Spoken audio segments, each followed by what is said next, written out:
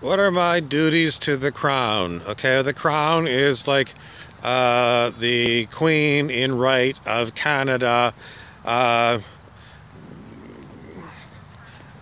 this place is hers. Okay, so what does it mean? Well, basically, I was born here in Canada, and so that automatically means at the time of birth, I'm a Canadian citizen.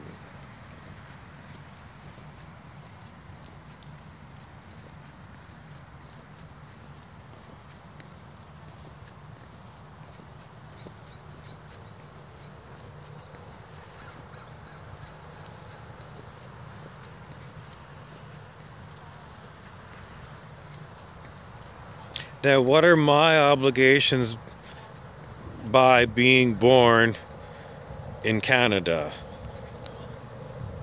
I don't know. I never negotiated for them.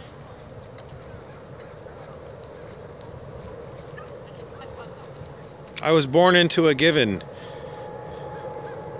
This is given, and this is the way it is.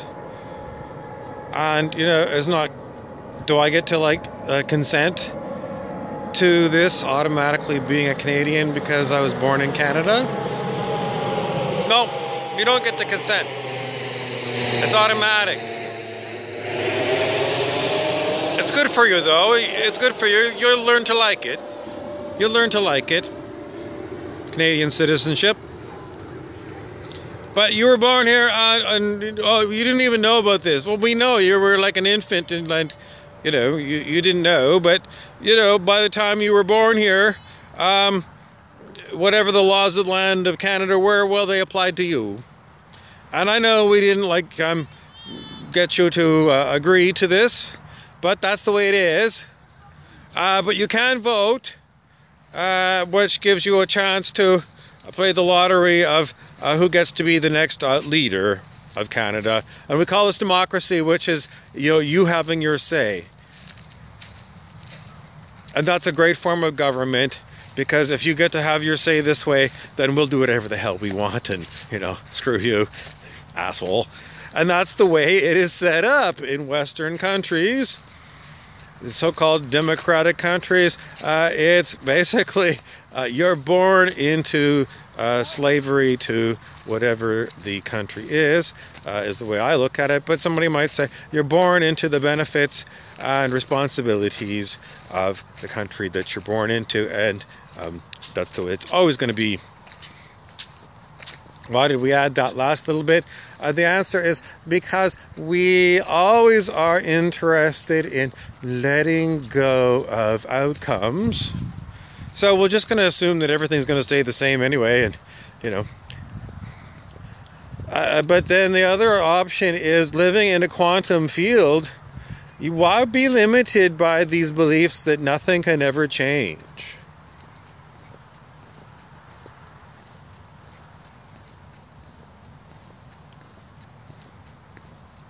And that is basically the weirdest thing that comes to mind right now. How in a quantum consciousness field you can get enormous changes in human civilization in a short period of time, perhaps in as much as a blink of an eye or a snap of your fingers.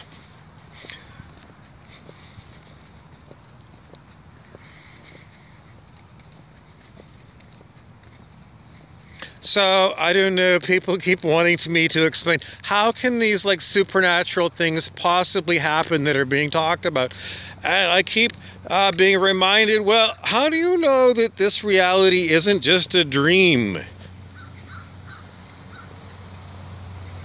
And just because you have this daily reality, which seems to have a yesterday and a last month and, you know, last year, doesn't mean that, you know, this isn't just a series of, like, dreams that are sequential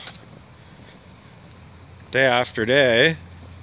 And what's to say that, you know, this solidity that you think this is, you know, I'm walking on, like, a concrete sidewalk. That's pretty solid and physical.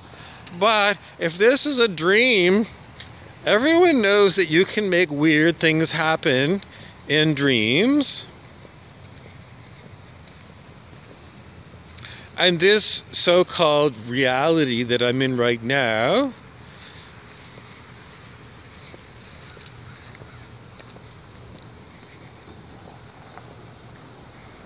what makes it different from a dream where weird things happen? Well, it just seems to be a very stable physicality where I am. You know, there's grass here. I'm in a solid body, an energy body. No, this is a physical body. So, I mean, we still think of it as matter, you know, it's made up of chemistry, and chemistry is matter, and matter is solid and physical. And then you start to wonder about, okay, I'm not going to listen to anything I learned in high school about, you know, like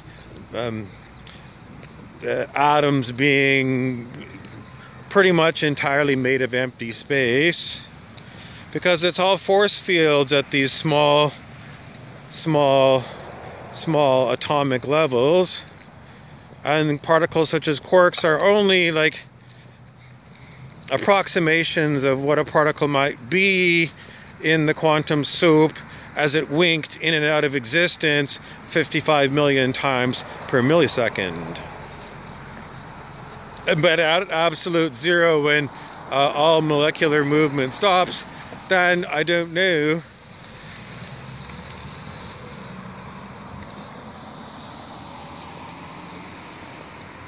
Maybe you'll create a quantum condensate at absolute zero. Or not, no, I don't know. I mean, there's so many buzzwords that, you know, they seem like they're facts, but when you start looking at these buzzwords like quantum and infinity, like the word infinity, if you really contemplate the word infinity, well, you know, like at nighttime when I look up here and I see stars and I try and figure out, you know, beyond the stars that I could see basically forever, you're going to keep finding, like, maybe that's incorrect, you're going to keep finding space. Even if, you know, the stars haven't gone out as far as the far edges of space as you go into infinity.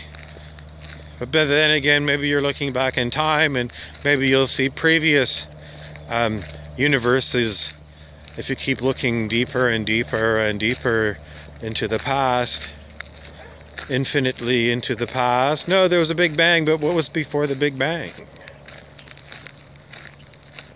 Well, there was no time before the Big Bang. It was like existence itself exploded all together with these different qualities.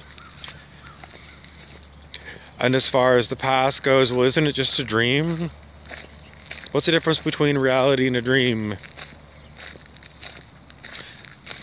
Reality just seems more physical.